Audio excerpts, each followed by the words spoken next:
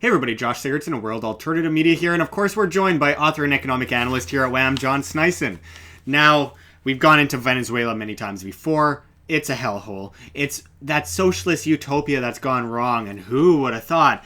But, I mean, it's a horrible thing that's happening there. As much as people from my end, or outside of the spectrum, I guess you could say outside of that circular spectrum of political belief, a lot of us might laugh about it and everything, but it's really sad because a lot of people have been taken advantage of. And it's these socialist systems that always run amok. And then we have this crazy manipulation of the markets and the printing of money. And we saw it from Hugo Chavez, and now we got it with Maduro. And we see what they are reaping from what they have sowed. So, John, can you go into what the hell is going on in Venezuela? Because this inflation is absolutely stagnant. It's insane. Yeah, well, it's interesting what the inflation is now. The government always tries to tell you what the inflation rate is, and I actually have had conversations with people from both Argentina and a friend of mine from Croatia that lived through the hyperinflationary period in the Yugoslav Republic. Now, the government always gave them a number, but they knew that it was like far from the truth, and they had to spend this money like as fast as they could because that money lost value as the time was ticking since you received it in your paycheck. Now, what I did is I took a look at, the official numbers of the Venezuelan bolivars fuerte, which is their currency. And I took a look at that exchange value to the United States dollars. Now, what that tells us is it's 10 to 1 currently, which it's not crazy bad, but it's still how much percentage is that? Like, that's a substantial amount of percentage. Unfortunately, I'm not too good on my math today, so I'm not going to claim anything. But it's a substantial amount of raise just from 1 to 1, like having 10 to 1 now. What I did is I did a little trick, and I used another currency to cross-reference. And the currency is Bitcoin that I used. And I found a Venezuelan Bitcoin exchange that they had and found the price. 1 Bitcoin. Now, the price for 1 Bitcoin in Venezuelan bolivars fuerte is 1.26 million bolivars. Now, the US dollar is 724. So what I did to find the exchange value, I just divided them with each other, and then I found it was 1746 is the actual real exchange rate. Now, that is far off of the 10 to 1. It's 1746 to 1 on the kind of, you can call it the black market or the real market. I call it the free market. The only free market, non-centralized. It's okay, folks. Which is very interesting. So I looked at what they predicted for numbers, for example, for the Venezuelan government in common inflation. Now, for this year, 481%. Next year, 1,642. 2018, 2,880. 2019, 3,497. So that's a substantial amount of raise in inflation. Now, if my numbers are right, and I want you to make sure you do these numbers too. Correct them, folks. I used an app online because I totally forgotten my percentage skills from school, which is terrible. But I used an app online, and the app is telling me the current inflation, if that is true on the black market of the bolivars, from the actual just the 10 to 1 that they officially set it up to, I believe was 2 years ago.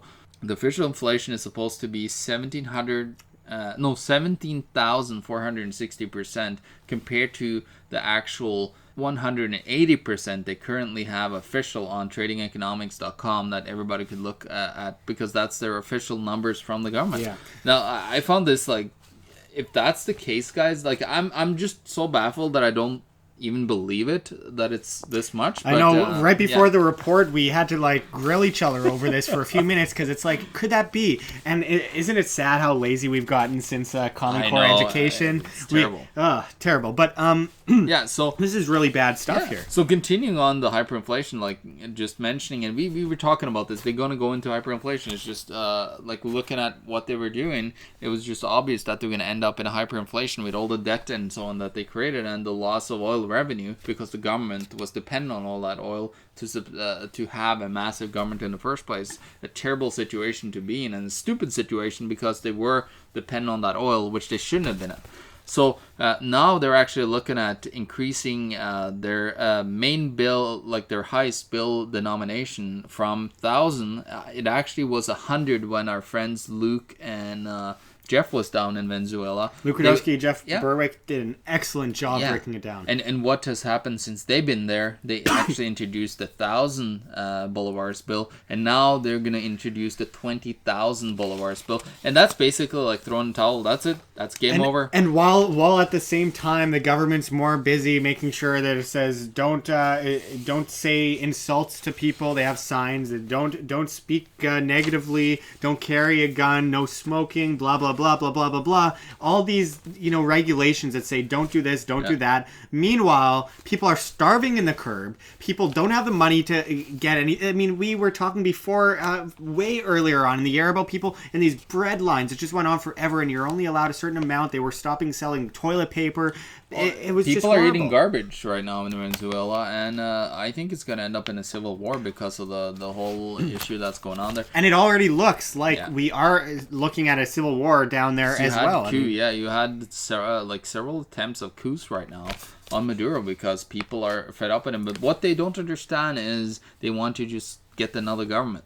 Well, government begets slavery, begets collectivism, begets slavery. Yeah, government is still there. It's still massive. It doesn't matter if you try to change the government. The government is still there. You have all these government employees that are unproductive, most of them, that don't create anything. And voila, you have a whole bunch of dependent people that needs a massive amounts of money. And you got to either tax people to death, or you gotta have to just have a communist revolution, that they call it, and just go full commie and have communes. They're pretty close. I mean, like, the thing is, like, this is what happens when you desecrate the free market with overregulation, taxation, and market manipulation and money manipulation. We've seen that in so many places before. We've gone over these inflationary events over history. I mean, there have been so many of them, and a lot of this comes from fiat money. A lot of this comes from overregulation. A lot of this comes out of just the overall debt that they shove into people's hands because they thrive on debt, but you don't. And this is the thing. Maduro needs to be overthrown, but that doesn't mean that you put in the next big government. I mean, the fact is, we feel safe at home. This is happening to a lesser extent all over the world. Yeah. It's just, unfortunately for the good people in Venezuela, the good people in Suriname, the good people in Argentina, the good people in Zimbabwe, it hits them early.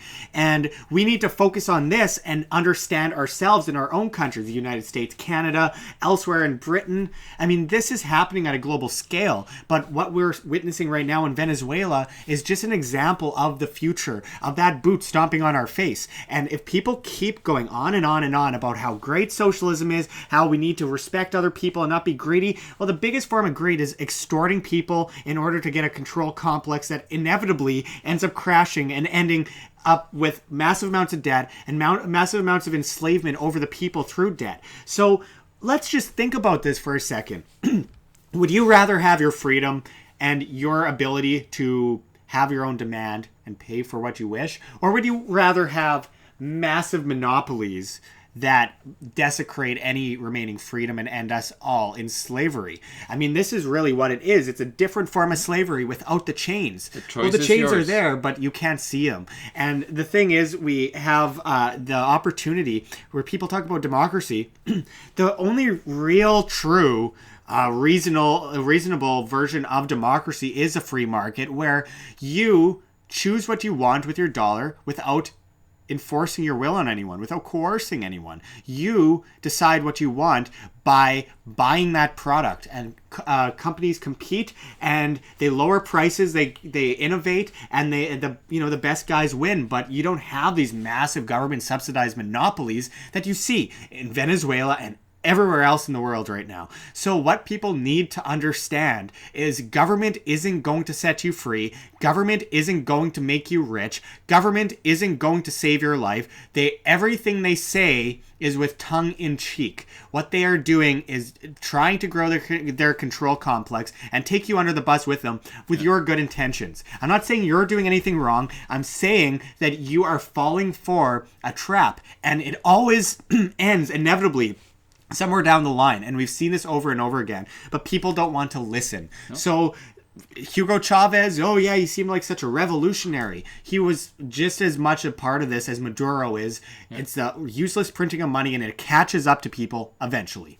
Yeah, and it all comes down to what Josh said, the government doesn't give you that. Well, you can give yourself that. You're the only one that should be able to give yourself that. It's so sad. It's so sad. What we've been witnessing in Venezuela, I mean, it's one thing to see all these people, these grown adults laying in the curb, and like the use of paper money as wallpaper. But what's even sadder than all of that is the kids that are growing up in that, like deaths. A third world country. Yeah. All the deaths, the diseases, the amount of people drinking their own urine that I've heard of, like, it's just horrible. These people are struggling to such a heightened extent, the country that people once claimed was the utopia of socialism, and it's just a perfect example of the death of socialism and how it always enslaves people and falls back into communism and control. Well, it was Mr. Maduro that just recently spent, I believe, $130,000 something on celebrating the Cuban revolutionary Fidel Castro's birthday. Meanwhile, the guy who loves North Korea. Yeah. I mean, Fidel Castro, these punks, these communist punks that claim that Hitler was right and that, you know, the North Korean regime was great and Mao is very exemplary of a great society. Just go to his beautiful mansion that is, you know, nicely bordered in, that have exotic animals, and people go on tours there, and it's like, oh, it's so nice here. Socialism for the rich, right? So there you go. Yeah, you end up with the guys on top making all the money, just like they always blame capitalism for, which I never understand, but they always blame capitalism for what actually is socialism, the corporate fascism that we see, where these communist and socialist style governments create these monopolies. The people end up in debt. The people end up starving. The people end up in the street with almost nothing, just begging for a little bit of food, while the people in charge that are there to say, well, I'm your public servant, are the guys living in these massive mansions, these guys hosting Hollywood parties, these guys that are just living off of you, the people, sucking on their tits. Yeah. Let's get out of this system, folks. We've said this so many times here at WHAM. It's so sad to witness over and over again, and I just think it's about time that people wake up to what's going on and understand how basic economics works. We need to free the markets. We need to, or else we are going to be plundered, as we always have been, as we always will. As I said, collectivism begets slavery, begets government, begets slavery. It just goes over and over again. There's no way out of that, and the control complex will build and build until it falls, and then people forget, and they build that control complex right up again. Let's stay out of that. Let's be smart. Let's learn from our mistakes for once.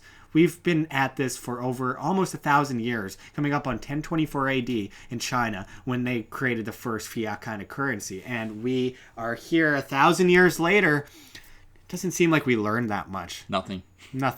So we'll be back at you with much more. We've got a lot more coming at you.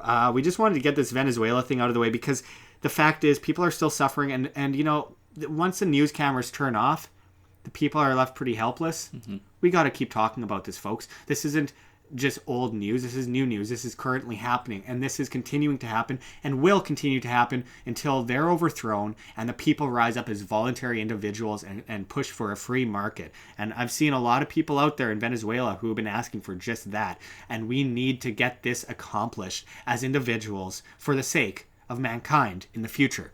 So thank you very much, John. We'll get back at you with much more. Check the links below. GoFundMe, Patreon. We can't do it without you, good people. Any donation is very much appreciated. And of course, something new that we are bringing to WHAM.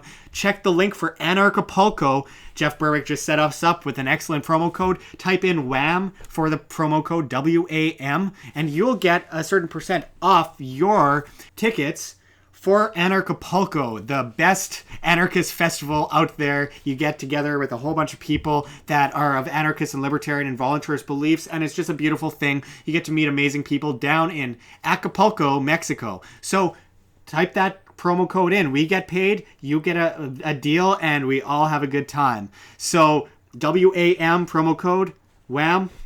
Hopefully we'll see you there. Anyways, this is Josh Sigurdson, John Sneisen, signing out from World Alternative Media. Find the truth, be the change.